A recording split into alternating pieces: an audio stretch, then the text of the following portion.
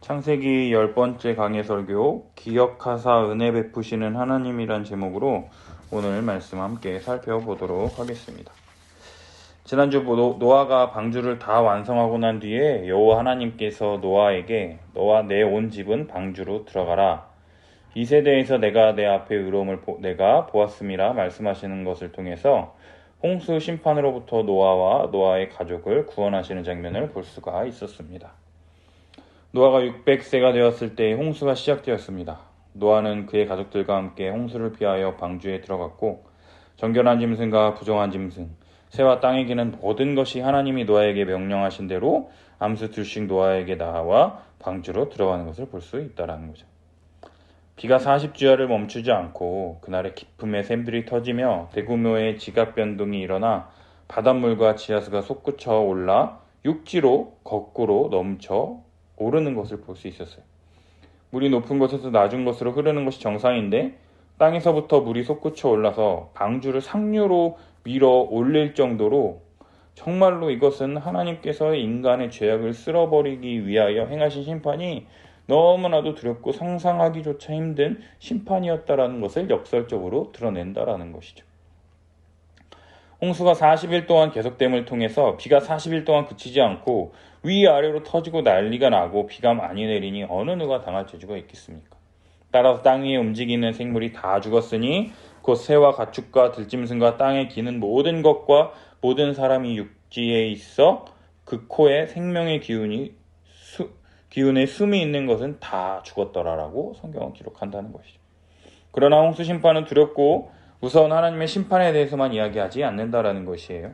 크고 두려운 심판 가운데에서 하나님의 구원의 은혜가 얼마나 큰지 대조적으로 더욱 크게 부각되는 것을 볼 수 있다는 것이죠.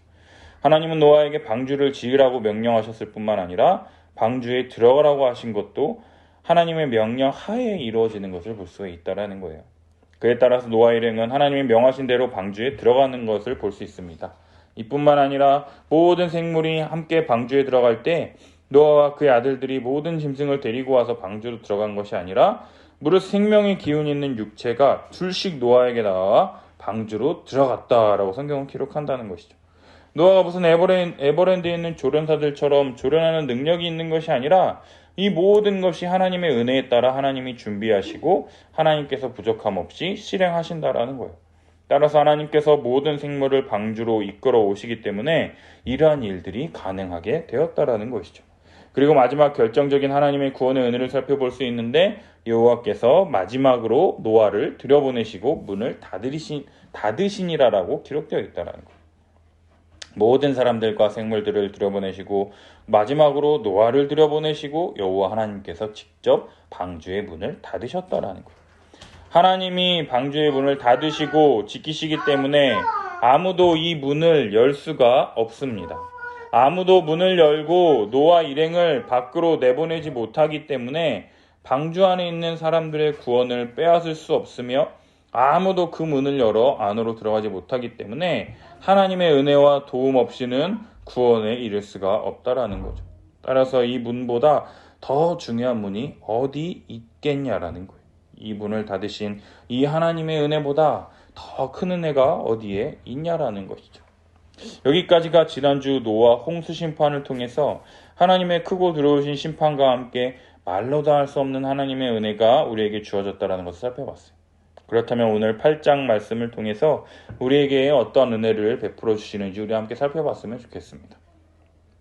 1절을 보면 하나님이 노아와 그와 함께 방주에 있는 모든 들짐승과 가축을 기억하사 하나님이 바람을 땅 위에 불게 하심에 물이 줄어드는 것을 볼 수가 있다라는 거예요.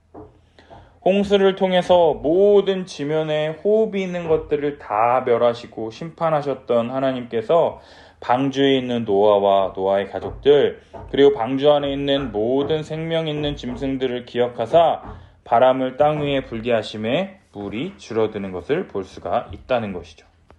하나님이 바람을 땅 위에 불게 하신다는 것을 통해서 창세기 1장 2절과 오늘 보면 8장 1절이 긴밀하게 연결되어 있음을 알 수가 있는데요. 1장 2절에서 하나님의 영은 수면 위에 운행하시니라 라고 이렇게 번역된 하나님의 영이라고 하는 이 루아흐라고 하는 이 단어가 바람이라는 뜻으로도 해석이 된다라는 거예요. 따라서 영이신 하나님께서 노아를 기억하사 바람을 불게 하셔서 물이 줄어들게 하신다라는 것이죠. 그리고 기쁨의 샘과 하늘의 창문이 닫히고 하늘에서 비가 그침에 물이 땅에서 물러가고 점점 물러가서 150일 후에 물이 점차 줄어드는 것을 볼 수가 있습니다. 깊은 샘들이 터져서 물이 위에서 아래로 흐르는 것이 아니라 아래에서 위로 거꾸로 솟아오르는 이러한 비정상적인 행위들이 그치고 비가 멈추니 비로소 150일, 5개월 후에야 점점 물이 땅에서 물러가는 것을 볼 수 있다는 거예요. 그리고 7월 17일에 방주가 아라랏산에 머물렀으며 물이 점점 줄어 10월 1일 산들의 봉우리가 보였다라고 성경은 기록한다는 것이죠. 천하의 높은 산들이 다 잠기고 7m나 더 높게 물이 넘쳤던 것들에서 점점 물이 빠져서 방주가 아라랏산에 머물게 되며 물이 점점 더 빠져서 산들의 봉우리가 보일 정도가 되었습니다. 자세히 날짜별로 한번 살펴보면 홍수 심판이 2월 17일에 시작되어서요. 40일간 주야로 비가 오고 샘들이 터지고 난리가 났으며 5개월간 물이 범람하여 머물다 7월 17일에 물이 줄어들고 10월 1일에 산봉우리가 보이기 시작했다는 것을 볼 수 있어요. 40일 동안 내린 비와 샘들이 터졌는데 그 물이 빠지는 데 걸린 시간이 약 8개월. 얼마나 많은 물이 넘쳐나고 많은 생명 있는 것들이 빠져 죽고 아수라장이 됐을지 한번 상상해 보십시오. 그리고 그것도 다 빠진 게 아니고 5개월 만에 드디어 물이 줄어들기 시작하고 3개월이 더 지나서야 산봉우리가 보이기 시작했으니 얼마나 더디고 두려운 하나님의 심판이라는 것이냐라는 것이죠. 산들의 산봉우리가 보이는 이런 상황에서 40일이 더 지난 11월 10일에 노아가 방주에 낸 창문을 열고 까마귀를 내놓는 것을 볼 수가 있습니다. 노아가 까마귀를 내놓은 이유는 무엇일까요? 까마귀는 썩은 고기를 먹는 습성이 있는 새라는 거예요. 홍수 심판을 통해서 얼마나 많은 사람들, 동물들, 짐승 등이 죽었겠습니까? 그 죽은 그 시체를 잡아 먹을 수 있는 까마귀가 방주로 돌아오지 않는다면 지금 홍수 심판 때문에 지천에 다 죽어있는 시체들일 거 아니에요. 그런 까마귀가 돌아오지 않는다면 그 시체들을 어디 나무에 걸터 앉든 땅에 어디 앉아서 쉬든 앉아서 먹을 수 있다라는 거잖아요. 그렇다면 물이 어느 정도 마르거나 줄어들었다라는 것을 확인할 수 있다라는 거죠. 그러나 7절을 통하여 까마귀가 물이 땅에서 마르기까지 날아 왕래하였더라 이 말씀을 통하여 까마귀가 발붙일 곳을 찾지 못하고 방주로 돌아올 정도로 아직까지 물이 다 마르지 않은 것을 볼 수 있다라는 것. 그리고 8절 또 7일 후에 11월 17일 까마귀는요 계속해서 내놓는 거예요. 물이 말랐는지 안 말랐는지 계속 내면서 그 다음 주에는 다시 비둘기를 또 함께 내놓는다라는 것이죠. 비둘기를 내놓아서 물이 줄어들었는지 알고자 하매 온 지면에 물이 있으므로 비둘기가 발붙일 곳을 찾지 못하고 방주로 들어와 그에게로 오는지라. 손을 내밀어 방주 안 자기에게로 받아들이고 또 10절 또 7일을 기다려 11월 24일 다시 비둘기를 방주에서 내놓음에 저녁때에 비둘기가 그에게로 돌아왔는데 그 입에 감람나무 새 잎사귀가 있는지라. 감람나무, 올리브나무는요 저지대에서 자생하는 식물이라는 거예요. 그래서 이 감람나무의 새 잎사귀, 새순이 돋아났다라고 하는 말은 물이 어느 정도 줄어서 식물이 다시금 자생할 수 있는 환경이 되었다라는 것을 노아가 알 수 있고 이제 살아갈 수 있는 희망이 생겼구나라고 희망을 가질 수 있다는 거죠. 따라서 노아는요 물이 어느 정도 줄어들었다라는 것을 이 감람나무 새 잎사귀를 통해서 알 수 있었어요. 그리고 또 7일을 기다려서요 12월 1일 비둘기를 내놓음에 다시는 그에게로 돌아오지 아니하였다라고 성경은 기록한다는 거예요. 날짜를 자세히 살펴보면요 11월 10일에 까마귀를 보냈어요. 까마귀를 보냈는데 뭐라 그럽니까? 물이 땅에서 마르기까지 날아 왕래하였더라. 이건 뭐예요? 까마귀도 비둘기처럼 계속해서 물이 마를 때까지 계속 왔다 갔다 했는데 까마귀는 계속 보내면서 여기서 노아가 다 함께 날려보낸 새가 뭐냐? 비둘기라는 거. 그 비둘기가 가져온 이 감람나무 잎사귀를 통해서 더 알게 된 것들이 있다라는 것을 성경은 집중한다라는 거예요. 그래서 11월 10일에 까마귀를 보냈어요. 까마귀는 처음부터 끝까지 계속, 그리고 그 다음 주에 11월 17일에 비둘기를 보내요. 그리고 24일에 비둘기가 감람나무새 잎사귀를 물고 오고요. 12월 1일에 비둘기를 내놓음에 다시 돌아오지 않는 것을 볼 수 있다는 거예요. 노아는 까마귀 다음에 비둘기를 함께 보낸 이유가 뭘까요? 그죠? 까마귀는 계속 내보낸 거예요. 물이 마를 때까지. 성경이 그렇게 이야기하니까. 그리고 그 다음 주에 비둘기를 낸 이유는 무엇일까요? 비둘기는 우리식으로 표현하자면 편식하는 새라는 거예요. 까마귀는 아까 뭐라 그랬어요? 시체도 먹을 수 있는, 한마디로 그지 같은 더러운 곳에서 살 수 있는 새가 까마귀예요. 그런데 비둘기는요, 편식하는 새라는 거예요. 뭐냐? 먹을 만한 것이 있어야지만 노아로부터 떠나간다라는 거예요. 처음 내보냈을 땐 9절 발붙일 곳을 찾지도 못하고 방주로 돌아왔고, 11절 입에 감람나무새 잎사귀를 물어옴을 통해서 감람나무가 새순이 돋을 정도로 물이 줄었구나라는 걸 알 수 있고, 12절 비둘기가 다시 돌아오지 않음을 통해서 비둘기가 살만한 세상이 되었다라는 것을 추측할 수 있다라는 거죠. 그리고 한 달이 더 지나서 노아가 601세 1월 1일 땅에서 물이 거쳤다라고 성경은 기록합니다. 13절 노아가 방주 뚜껑을 제치고 본즉 지면에서 물이 거쳤더니 둘째 달 27일에 땅이 마른 것을 보게 됩니다. 1월 1일에 창문을 열고 보니까 물이 거쳤어요. 그리고 둘째 달 2월 27일에 땅이 완전히 마른 것을 보게 된다. 이게 뭔 일입니까?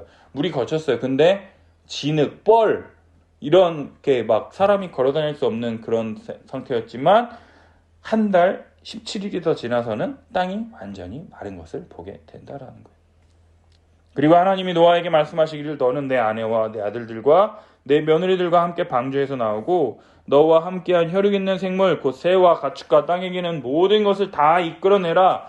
이것들이 땅에서 생육하고 땅에서 번성하리라 하시매 노아가 그 아들들과 그 아내와 그 며느리들과 함께 나왔고 땅 위의 동물 곧 모든 짐승과 모든 기는 것과 모든 새도 그 종류대로 방주에서 나오는 것을 볼 수가 있다라는 것이죠.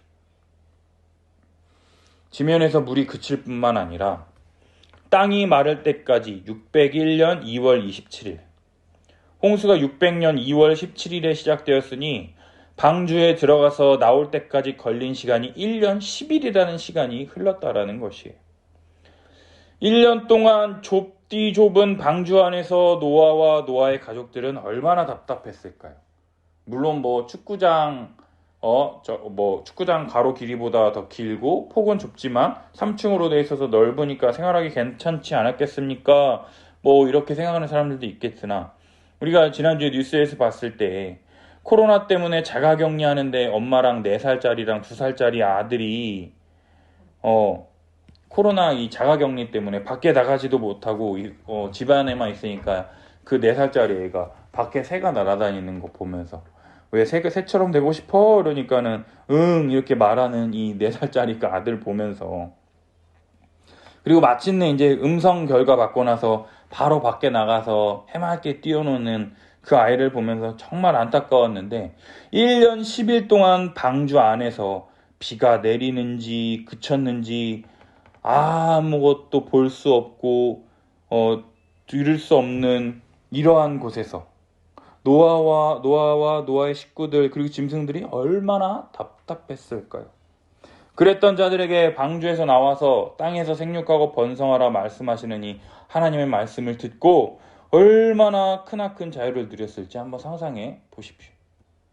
그냥 미친 듯이 달려나와서 그동안 운동 못했던 거 미친 듯이 지칠 때까지 계속 뛰지 않았을까? 포레스트 검프보다 더 뛰지 않았을까?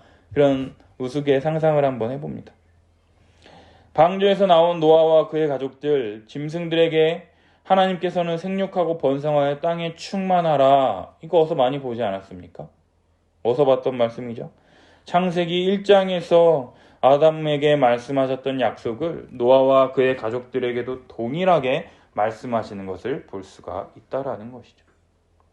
이러한 하나님의 말씀에 노아는 순종하여 모든 짐승과 기는 것과 모든 새도 그 종류대로 방주에서 나오는 것을 볼 수가 있습니다. 하나부터 열까지 하나님이 말씀하신 모든 것을 참으로 하나도 어기지 않고 순종하는 노아의 모습을 보면 참으로 성실하다, 참으로 대단하다는 생각이 듭니다. 따라서 하나님께서 의로움을 보았다라고 말씀하신다라는 것이죠. 방주에서 나온 의로운 노아가 제일 먼저 한 행위가 무엇이냐면 20절 여호와께 제단을 쌓고 모든 정결한 짐승과 모든 정결한 새 중에서 제물을 취하여 번제로 제단에 드리는 것을 볼 수가 있습니다. 노아는 자신의 아버지로부터 자신의 조상 아담과 하와의 이야기, 가인과 아벨의 이야기를 듣고 하나님께 드려야 할 온전한 예배가 무엇인지 알고 믿고 그대로 행하는 것을 볼 수가 있다라는 것이죠. 노아는 하나님의 홍수 심판을 보면서 하나님이 어떤 분이신지를 알게 되었어요. 하나님은 공의로우신 분이시며 어떠한 죄도 그냥 넘어가지 않으시고 죄에 대하여 반드시 심판하시는 분이시라는 것을 홍수 심판을 통해서 1년 10일의 이 기간을 통해서 창밖을 한 번도 바라보지 못하고 방주 안에서 여러 가지 생각을 통해서 경험적으로 알게 되었다라는 것이죠. 그리고 지면 위에 모든 사람과 모든 생물을 다 쓸어버리는 심판을 본 노아에게 하나님의 심판은 크고 두려운 것이었으며 이제 아무도 없는 이 땅에서 그가 할 수 있는 것은 크신 하나님 앞에서 혹여나 자신이 지었을지 모르는 죄사함을 구하며 하나님의 긍휼하심의 은혜를 구하는 것 뿐이었다라는 것이죠. 따라서 노아가 희생제사로 드린 번제는 속죄제인 것을 우리는 알 수 있다라는 것. 아담과 하와에게 가죽옷을 지어 입히시고 가인과 아벨의 제사를 통해서 피해 제사, 누군가의 대속적 죽음을 통해서만 죄사함이 가능하다라는 것을 세세계보에 속한 노아는 알고 순종했다라는 것이죠. 따라서 노아가 이러한 제사를 하나님께 드리자 여호와 하나님은 그 향기를 받으시고 내가 다시는 사람으로 말미암아 땅을 저주하지 아니하겠다라고 말씀하시는 것을 볼 수 있습니다. 노아의 제사는 하나님의 진노를 누그러뜨리고 크고 두려운 하나님의 심판을 면하게 하는 제사였다라는 것이에요. 그럼에도 불구하고 놀라운 것은 홍수 심판 이후에도 사람의 마음이 계획하는 바가 어려서부터 악함이라 하나님이 말씀하셨던 것처럼 인간은 여전히 변하지 않았음에도 불구하고 하나님은 내가 전에 행한 것 같이 모든 생물을 다시 멸하지 아니하리라라고 말씀하신다라는 거예요. 그리고 22절 하나님은 땅이 있을 동안에는 모든 생물이 살 수 있도록 자연의 순환을 계속 유지하시겠다라고 약속하십니다. 식물이 계속해서 살고 유지될 수 있도록 심고 거둘 수 있도록 하시며 봄, 여름, 가을, 겨울 이런 날씨의 순환과 낮과 밤의 날의 순환을 통해서 땅이 존재하는 한 새와 가축과 땅에 기는 모든 것들이 보존될 뿐만 아니라 노아와 노아의 자손들이 계속해서 유지될 것이다라고 말씀해주고 계시다라는 것이에요. 사랑하는 여러분, 하나님께서 이렇게 노아와 노아의 가족에게 은혜를 베푸신 첫 번째 이유가 무엇이냐면요. 바로 1절에 기록된 하나님께서 방주에 있는 노아와 그와 함께 방주에 있는 모든 들짐승과 가축을 기억하셨다라는 것입니다. 기억하다라고 하는 이 단어, 이 자카르는요, 다시금 기억하며 상기시키다라는 뜻으로요. 하나님께서 홍수 심판 중에도 방주 안에 있는 모든 생명을 다시금 기억하며 상기시키셨다라는 것이. 하나님께서 노아만 상기시키고 기억하신 것이 아니라 모든 살아있는 생명을 기억하셨다라는 것이 더욱 중요하다라는 것이에요. 하나님은요, 이 세상을 창조하셨을 때에 보시기에 심히 좋았더라 하실 만큼 부족함이 없는 아름다운 세상이었어요. 그러나 그러한 세상에 하나님의 말씀에 불순종함을 통해서 죄악이 이 땅 가운데 들어오고 그 죄악이 점점 번성하여 사람 지으셨음을 한탄하시며 쓸어버리시겠다라고 작정하실 정도로 이 타락한 이 세상. 그러나 그러한 순간 속에서도 하나님의 말씀에 순종하는 단 한 사람, 노아로 말미암은 모든 생명을 보존하시겠다라고 약속하시고 구원을 베풀어 주시고 그들을 기억하사 바람을 불어 물이 마르게 하시는 것을 볼 수 있다라는 것이죠. 사랑하는 여러분, 하나님은 이처럼 다 불순종하고 아무도 없는 것처럼 여겨지는 그러한 상황 속에서도 하나님의 말씀을 붙잡고 하나님의 은혜를 구하는 모든 자들을 기억하사 그로 말미암아 상상할 수 없는 은혜를 베풀어 주시는 하나님이시라는 것을 붙잡으시길 바랍니다. 믿으시기를 바랍니다. 이 모든 은혜는요, 하나님으로부터 시작되는 것이라는 거예요. 하나님이 우리를 기억해 주셔야 우리에게 이러한 은혜가 부어질 수 있는 것입니다. 우리가 구할 수 있는 것은 하나님의 긍휼과 은혜와 자비뿐입니다. 우리가 다른 사람들보다 의롭다, 잘났다, 내가 기도도 더 많이 하고 내가 헌금도 더 많이 하고 전도도 더 많이 하고 교회 다닌 연수가 더 오래되었다. 저 같은 목사는 설교 잘해서 성도가 얼마만큼 늘었다. 다 하나님 앞에서 부질없는 것들이라는 거예요. 지난 월요일 개인적으로 존경하는 선배 목사님을 만나서 이야기를 나눴습니다. 목사님께서 묵상하신 내용들을 이렇게 나눠주시는데 우리가 하나님을 의지하고 하나님께 순종해야 한다는 것을 모르는 사람이 어디 있느냐? 다 알잖아요. 그런데 왜 우리가 하나님을 의지하지 않고 왜 계속해서 죄를 짓고 범죄하는 것인가? 그것에 대해서 이렇게 저에게 질문을 던지셨어요. 곰곰이 생각해보니 하나님은 눈에 보이지 않고 우리가 생각하는 세상의 가치관과 방식은 눈에 보이고 어떻게 하면 해결될 것이다라는 것이 익숙하기 때문에 이렇게 하면 문제가 해결될 것 같으니 하나님께 묻지 않고 익숙한 방식대로 문제를 해결하려고 하다 보니 그냥 하나님의 뜻보다는 내가 하고 싶은 대로 그렇게 해서 하는 게 아닐까요? 이렇게 대답을 했어요. 그러한 대답에 목사님은 고개를 끄덕이시면서 대답하시는 게 뭐냐? 언제 끝날지 모르기 때문에, 끝이 보이지 않기 때문에 눈에 보이는 방식을 선택하는 것이 우리가 하나님을 떠나고 하나님을 의지하지 않고 내 생각대로 내 방식대로 계속해서 범죄하는 거라고 이야기를 해주시더라고요. 언제 끝날지 모른다라는 것. 언제 끝날지 모른다라는 것. 그러면서 목사님도 언제 끝날지 모르는 이 광야의 시간을 견디는 것이 너무나도 힘들다고, 또 힘들고 어려울 때 끝나지 않을 것 같은 이런 상황 속에서도 하나님을 붙드는 것, 그게 믿음인 것 같다고 이야기를 해주시더라고요. 목사님과 마찬가지로 저도 개척한 지 이제 2년이 다 되어가지만 절대로 나아지지 않는 이러한 상황이 언제 끝날지도 모르겠고, 또 기다림에 지치기도 하고, 또 때로는 하나님 앞에 울부짖으며 은혜 달라고 막 낮아빠지기도 하고, 또 주님의 은혜 주셔서 또 말씀을 통해서 일어나기도 하지만 또 언제 넘어질지 모르는 굉장히 연약한 자가 바로 우리들이라는 것이죠. 그런데 오늘의 본문을 통해서 노아를 한번 생각해 봤어요. 1년 10일간 방주 밖에서 어떤 일이 일어나는지 바라보지도 못해요.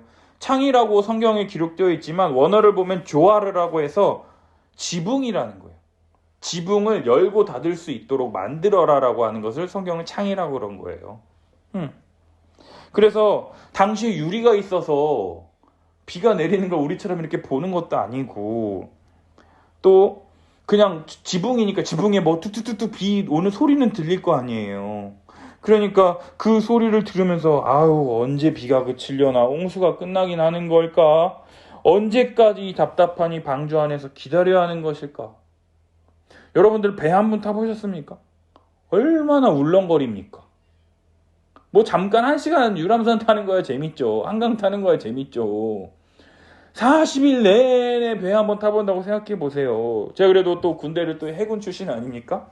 군대에서 선배가 고속정 정장, 해군에서 가장 작은 전투함, 총 인원 한 30명 타는 배예요. 그 배에 정장으로 있어서 같이 이제 근무 마치고 수요 예배 드리고 금요 예배였나? 아무튼 예배를 드리러 가려고 이제 선배 이제 배에 딱 간 적이 있었어요. 잠깐 동안 배에 정박이 돼 있어요. 배 콧줄이 육지에 걸려 있어가지고 흔들리지 않는데 그 배가 이렇게 다른 배들과 함께 이렇게 같이 서 있는데도 물이 막 흔들리니까는 그 배에 타 있는 30분을 못 참고 제가 밖으로 나왔어요. 오바이트 하고 울렁울렁 거릴 것 같아가지고. 근데요, 그런 울렁거리는 방주 생활을 7개월 동안 한 번도 땅에 내리지 못하고 배 타고 있다가 한번 생각해 보세요. 배를 오래 탄 사람들은요, 육지에 올라왔을 때 땅이 흔들리는 것처럼 느껴서 멀미를 한다고 하는데 노아가 그렇게 되지 않았을까요?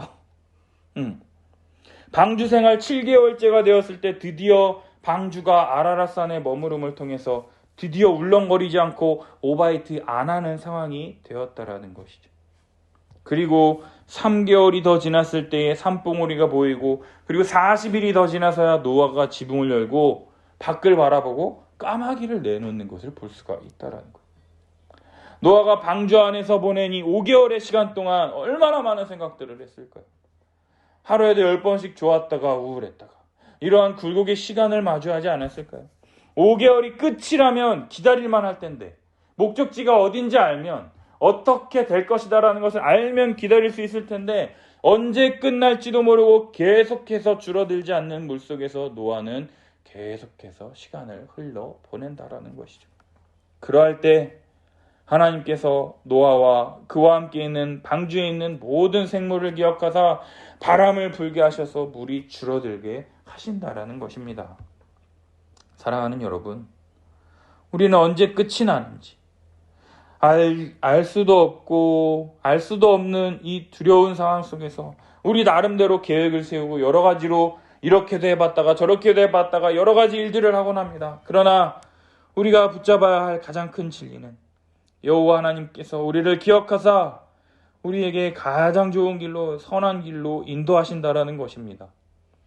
우리를 사랑하셔서 자신의 사랑하는 아들까지 내주신 하나님께서 사랑하시는 우리를 향하여 더 좋은 곳으로 인도해 주시지 않으시겠습니까? 따라서 앞길 몰라 헤매이는 그런 상황 속에서 여호와 하나님을 부르짖는 자, 하나님의 이름을 부르는 자들을 기억하사 구원의 길로 인도하시는 분이 바로 우리 하나님이시다라는 거예요. 영원히 끝나지 않을 것 같고 두렵고 마음이 힘들지라도 반드시 하나님께서 선한 길로 이끄신다는 것을 붙들며 믿음으로 버티는 우리 사랑하는 성도님들이 되시기를 예수님의 이름으로 축복합니다. 제가 좋아하는 우리 범수 형제 김범수의 지나간다라는 곡이 있어요. 지나간다. 이 고통은 분명히 끝이 난다. 내 자신을 달래며 하루하루 버티며 꿈꾼다. 성경적인 교회를. 성경적인 교회를은 아니에요. 이 마지막 부분만 제가 기사를 했어요. 힘들고 어렵습니다. 지칩니다. 이 코로나가 언제 끝날지 모르겠습니다. 그러나 반드시 끝이 있습니다. 이 믿음으로 이 어두운 터널의 끝을 잘 인내하며 견디는 사랑하는 성도님들이 되기를 예수님의 이름으로 축복합니다. 아멘. 그리고 하나님께서 이렇게 노아와 노아의 가족에게 은혜를 베푸신 두 번째 이유는요, 노아가 드린 번제 때문이라는 것이에요. 1년 10일간의 방주 안에서 생활하면서 죽어가는 사람들의 소리를 듣고 방주의 문을 두드리며 살려달라 말하는 이 사람들의 부르짖는 소리를 들으면서 저 사람들과 전혀 다를 바가 없는 자신을 구원해 주신 하나님의 은혜에 감사해서 제일 먼저 나오자마자 제단을 쌓고 정결한 짐승과 정결한 새로 제물을 취하여 제단에 드린다라는 것이죠. 그러한 번제물의 향기를 받으시고 하나님의 진노가 누그러져서 다시는 사람으로 말미암아 땅을 저주하지 않으리라고 말씀하시는 은혜를 볼 수가 있어요. 이러한 노아의 번제를 신앙의 많은 선배들이 우리 죄 위하여 십자가에 달리신 화목제물 대신 예수 그리스도의 형벌대속적 죽음을 모형적으로 나타낸다라고 이야기를 합니다.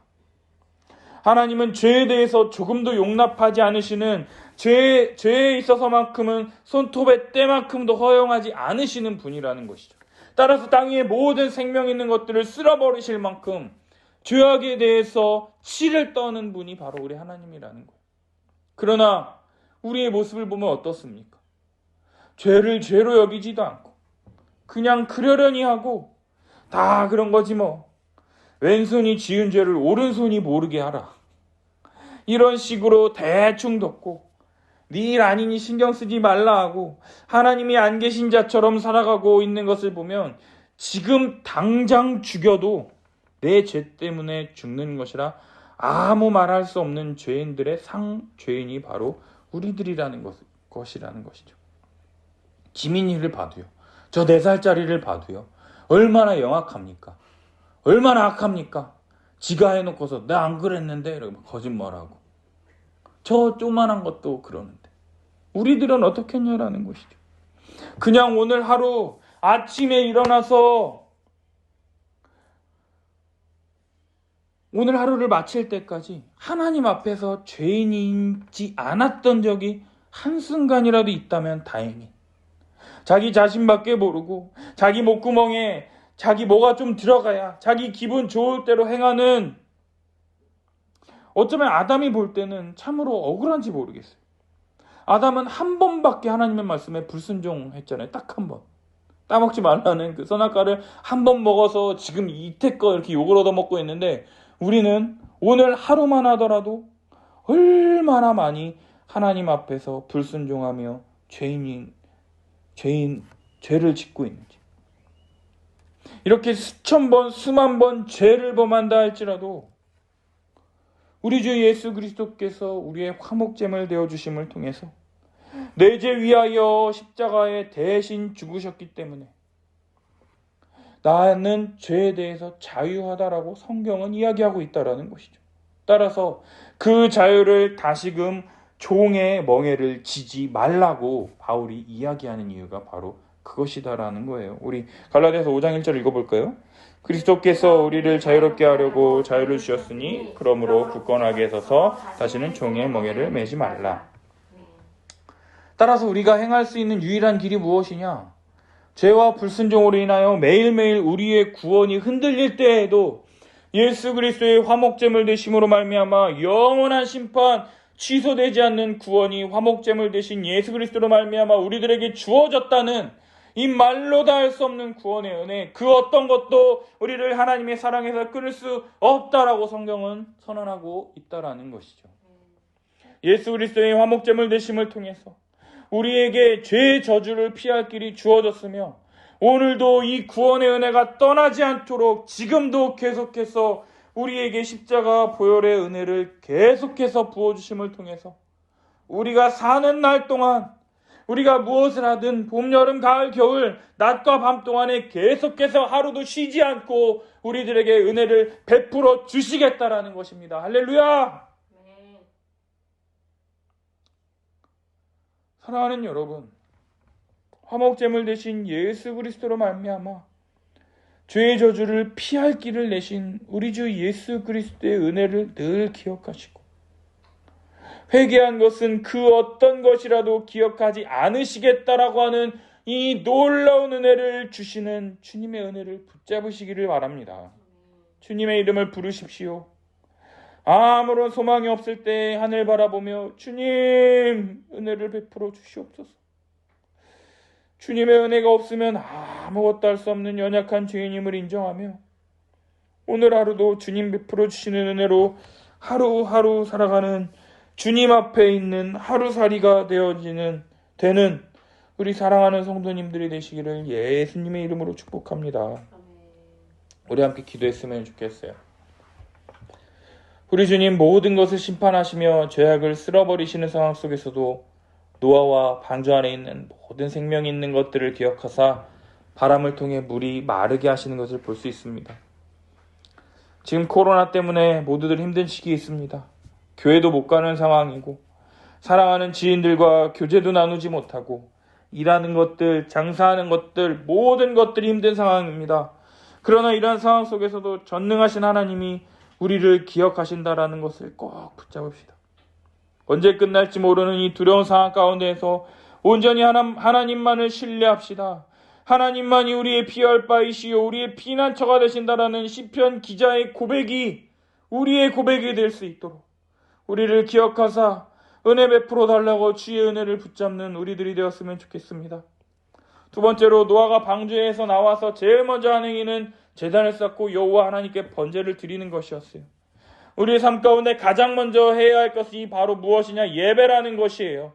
우리의 모든 죄를 용서하시며 은혜 베풀어 주시기 위하여 예수 그리스도께서 화목제물 되어주셨습니다. 따라서 매주 드리는 이 예배를 통하여 그 은혜를 기억하며 붙잡고 믿음으로 나아가야 한다는 것이죠. 그러나 이러한 예배 드리는 것을 하찮게 여기며 멀어지면 멀어질수록 우리는 하나님의 은혜로부터 멀어지게 된다는 것입니다. 사랑하는 성도 여러분, 죄로 말미암아 에덴 동산에서 쫓겨난 자들이 예수 그리스도로 말미암아 다시금 하나님 나라에 들어갈 수 있는 은혜가 우리들에게 주어졌습니다. 예수 그리스도를 믿음으로 의롭다함을 받아 하나님을 아버지라 부르며 기도할 수 있으며 우리 죄를 용서하시며 은혜를 베풀어 주시는 주님께 나아갈 수 있는 은혜가 주어졌는데 어찌 나아가지 않을 수가 있겠습니까? 오직 다른 것으로 우리를 채우려 하지 말고 우리의 공허함과 외로움과 슬픔과 고통을 다 하시고 우리들에게 이러한 고통과 슬픔을 기쁨과 찬송과 영광으로 변화시켜 주실 우리 주님의 은혜를 기대하며 주여 나와 함께하여 주시옵소서, 나에게 은혜를 부어 주시옵소서, 함께 우리 주여 외치고 기도하도록 하겠습니다. 주여.